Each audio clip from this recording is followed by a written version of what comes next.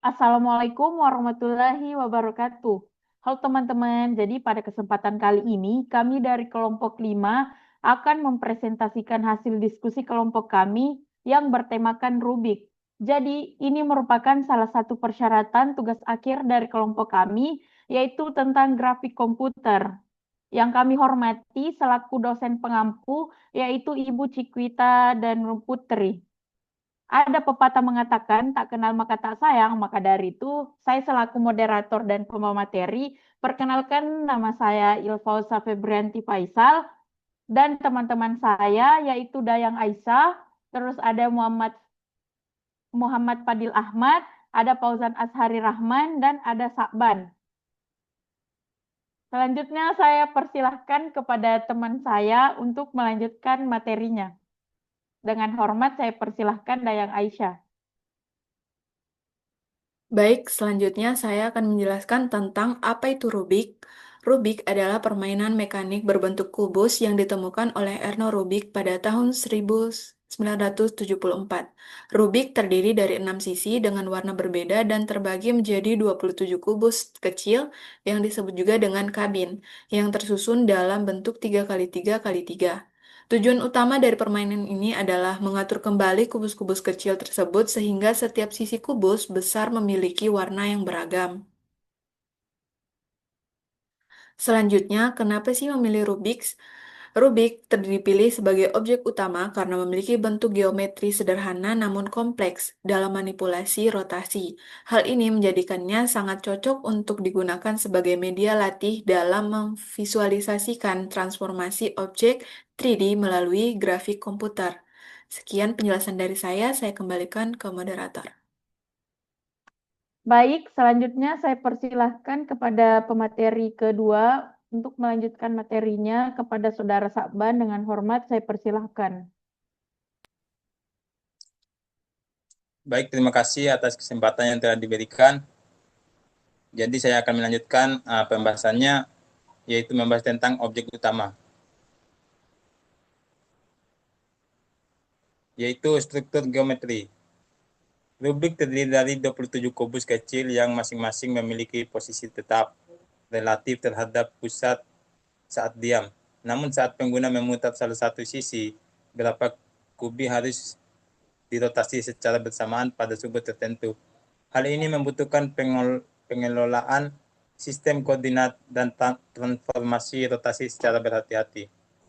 Kemudian pemodelan warna, masing-masing Rubik diberi warna yang berbeda, merah, kuning, biru, hijau, putih, dan orange. Penerapan warna ini dilakukan pada permukaan tiap kubi berdasarkan posisi pada kubus besar. Selanjutnya, kemudian pada transformasi interaktif, yaitu rotasi selektif terhadap kubi pada lapisan yang dipilih. Animasi halus agar pergerakan terlihat natural. Input kontrol untuk memiliki sisi dan arah rotasi. Selanjutnya untuk tampilan dan navigasi, untuk meningkatkan interaktivitas, pengguna diberikan kendali kamera agar dapat melihat Rubik dari berbagai sudut pandang, misalnya dengan mouse, drag, atau tombol keyboard. Hal ini melibatkan penggunaan perspektif dan transformasi view matrix. Sekian saya kembalikan ke moderator. Baik, selanjutnya saya persilahkan kepada pemateri ketiga untuk melanjutkan materinya kepada Saudara Fauzan. Dengan hormat saya persilahkan. Baik, terima kasih atas kesempatan yang telah diberikan. Jadi, untuk programnya, yang pertama inisialisasi Windows dan rendering.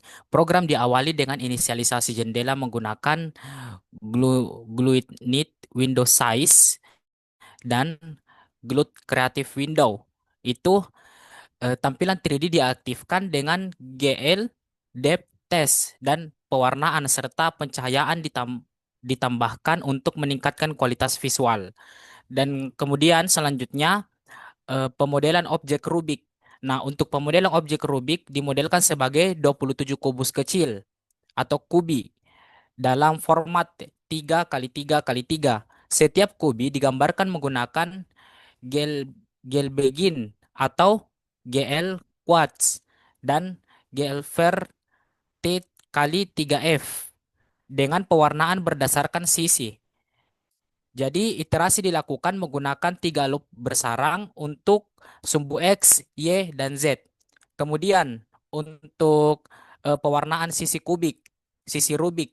Nah, setiap sisi Rubik memiliki warna tetap yaitu merah, hijau, biru, kuning, orange, dan putih. Pewarnaan ini disimpan dalam array dan dipanggil berdasarkan posisi kubik. Nah, untuk kamera dan proyeksi. Kamera diletakkan menggunakan fungsi glue lokat untuk memberikan sudut pandang miring dan mendalam. Sementara glue perspektif digunakan untuk menghasilkan proyeksi perspektif.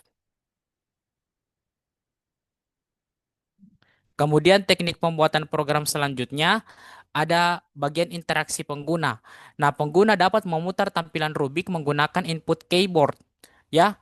WWS untuk memutar sumbu X dan AD untuk memutar sumbu Y serta ESC untuk keluar dari program. Fungsi keyboard menangani input ini dan mengubah nilai sudut Anglex dan Angli, ya, lalu merender ulang tampilan. Kemudian rotasi otomatis. Program juga memiliki fitur rotasi otomatis menggunakan fungsi idle untuk membuat Rubik terus berputar saat idle itu. Kemudian rendering. Nah, fungsi display bertanggung jawab menampilkan Rubik di layar, membersihkan buffer, mengatur sudut kamera, dan menggambar ulang setiap kubi pada posisi yang sesuai. Baik, saya kembalikan kepada moderator. Baik, selanjutnya saya persilahkan kepada pemateri selanjutnya, yaitu Muhammad Fadil Ahmad. Dengan hormat saya persilahkan. Baik, terima kasih. Di sini saya akan menjelaskan hasil yang atau output yang telah kita dapatkan dari program yang telah kita buat. Di sini terlihat bentuk Rubik dengan gradasi warna yang berbeda di setiap sisinya. Ada biru, merah, dan orange. Kemudian di sini saya akan menampilkan pada program.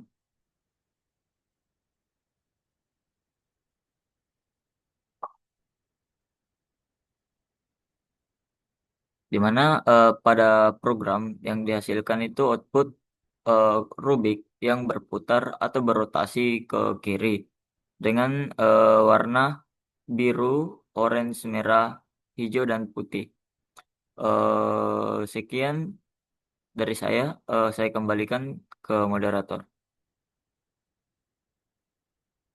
Baik, mungkin itu saja penjelasan singkat dari kelompok kami. Jadi yang dapat kami simpulkan, Rubik 3D ini berhasil dibuat menggunakan bahasa pemrograman C++ dengan bantuan pustaka OpenGL atau GLUT. Visualisasi Rubik dilakukan dengan membangun 27 kubus kecil atau kubi dalam susunan 3x3x3, di mana setiap sisi diberikan warna sesuai standar Rubik asli.